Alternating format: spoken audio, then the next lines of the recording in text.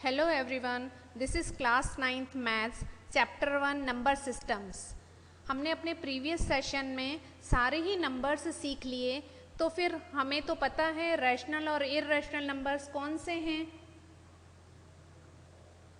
तो rational numbers वो numbers होते हैं जो p बाई क्यू फॉर्म के होते हैं। तो फिर इर्रेशनल नंबर्स कौन से हो गए, जो कि not in the p by Q form, right. ये तो हमको पता चल ही गया है। अब इसके कुछ एग्जाम्पल्स, इर्रेशनल नंबर्स के एग्जाम्पल्स क्या हो सकते हैं। फॉर एग्जाम्पल √2, √3, बट √4 जो है वो इर्रेशनल नंबर नहीं हो सकता है। क्यों नहीं होगा? क्योंकि √4 को अगर हम सॉल्व करेंगे तो हमारे पास में 2 आ जाएगा, और जो कि इर्रेशनल नहीं है, रैशनल नंबर है। तो हमें ये ध्यान रखना है कि सारे जो रूट वाले नंबर्स हैं वो इर्रेशनल नंबर्स नहीं होंगे। सिर्फ प्राइम नंबर्स जो कि रूट में हैं वो नंबर्स ही इर्रेशनल नंबर होंगे। प्राइम नंबर हमें अच्छे से पता है, वो नंबर्स जो कि 1 से या खुद अपने आप से डिविजिबल होते हैं वो नंबर्स प्राइम नंबर होते हैं। सबसे छोटा प्राइम नंबर 2 होता है, then 3, then 5, then 7, then 11, 13, like this. हमें चेक करते जाना है, आगे बढ़ते जाना है और प्राइम नंबर्स देखना है। और प्राइम नंबर्स के जो रूट होते हैं वो इर्रेशनल नंबर्स होते हैं। आफ्टर दिस पाई जो है वो भी इर्रेशनल नंबर है, क्योंकि वैसे तो हमें पता है कि पाई की वैल्यू 22/7 होती है और वो p बाई क्यू फॉर्म है। लेकिन यहाँ पे ये जो 22/7 वैल्यू है पाई की, वो मैथमेटिशियंस ने कैलकुलेशन को ईजियर करने के लिए एक अप्रॉक्सीमेट वैल्यू ली है। तो 22/7 जो है वो तो रैशनल नंबर है, बट पाई जो है वो इर्रेशनल नंबर है। तो आपको ये ध्यान रखना है ये बात कि पाई इर्रेशनल नंबर है और 22/7 इसकी अप्रॉक्स वैल्यू है जो कि रैशनल होती है। नेक्स्ट, डेसिमल नंबर्स जिनमें कि non repeating and non terminating. कैसे? अगर मैं लूँ यहाँ पे 1, 2, 3, 4, 5 अप टू इनफाइनाइट, कितना भी हो सकता है। यहाँ देखिए मेरा जो डिवीजन है वो कंप्लीट भी नहीं हो रहा है और डिजिट्स भी कंटिन्यूस रिपीट नहीं हो रहे हैं।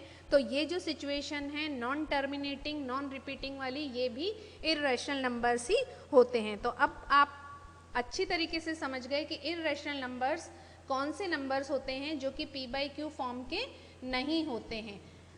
जब हमने रैशनल नंबर्स को नंबर लाइन के ऊपर रिप्रेजेंट करना देखा, तो फिर इर्रेशनल नंबर्स को भी हमें नंबर लाइन के ऊपर रिप्रेजेंट करना सीखना है। तो यहाँ हमने एक इर्रेशनल नंबर √2 लिया है जिसे हम नंबर लाइन के ऊपर रिप्रेजेंट करेंगे। नंबर लाइन वो लाइन होती है जिसमें बोथ द साइड्स एरो होते हैं, क्योंकि दोनों ही साइड से ये इनफाइनाइट तक जा सकती है, और जिसके सेंटर में 0 होता है।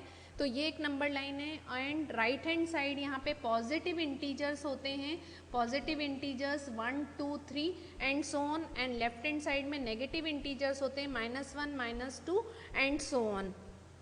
इस नंबर लाइन के ऊपर हम इर्रेशनल नंबर को रिप्रेजेंट करना देखेंगे।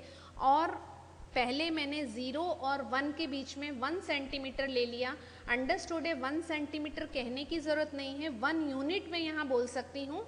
तो ये 0 से 1 के बीच में 1 यूनिट हो गया, 1। अब जो ये मेरा पॉइंट 1 है, इसके ऊपर मैं 90 डिग्री का एंगल बनाते हुए अगेन एक 1 सेंटीमीटर की लाइन ड्रॉ करूंगी। ये ध्यान रखना है यहाँ पे कि ये 90 डिग्री होना चाहिए। देन अगेन अब इनको कुछ नाम देती हूँ। पहले O, देन 1 वाले पॉइंट को A नाम दे दिया, फिर इसे मैंने नाम दिया B पॉइंट। अब इस B पॉइंट से मैं ज्वाइन कर रही हूँ O पॉइंट को, और यहाँ मैं नाम दे रही हूँ इस पॉइंट को B। ये दे दिया OAB, ये राइट एंगल ट्राइंगल है, यहाँ पे 1 यूनिट है, 1 यूनिट बेस में है, 1 यूनिट परपेंडिकुलर है। ये जो बन गया मेरा एक राइट एंगल ट्राइंगल बन गया, और इसका जो हाइपोटेनस है मीन्स OB जो होगा वो √2 होगा। इसको अभी हम पाइथागोरस थ्योरम के अकॉर्डिंग इसका हम प्रूफ भी देखेंगे। ये हो गया √2।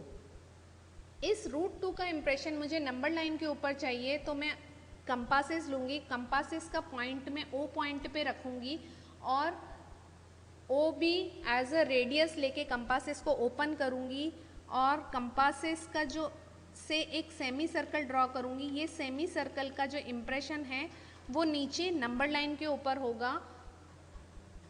ये जो पॉइंट है मेरा ये होगा √2। इस तरीके से मैं इर्रेशनल नंबर्स या रूट वाले नंबर्स को नंबर लाइन के ऊपर रिप्रेजेंट कर सकती हूँ। इसका नेक्स्ट नंबर भी हम देख सकते हैं। अगेन मैं यहाँ पे 90 डिग्री का एंगल बनाते हुए एक स्ट्रेट लाइन बनाऊंगी और देन फिर वापस उस पॉइंट को C नाम दे के उससे O पॉइंट को ज्वाइन करूंगी